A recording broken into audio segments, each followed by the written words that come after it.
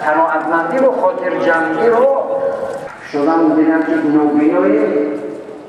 نوشته است که میگوید من سعادتمندترین آیا تو از خدا راضی هستی که خدا از تو راضی باشد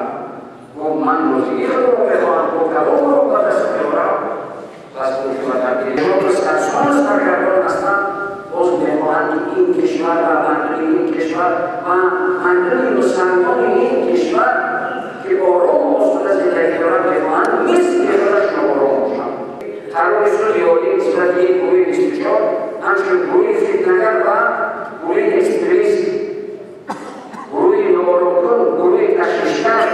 گروهی که نمیخواهد قانون بلوچستان رو ببینند، نمیخواهد پیشروی‌های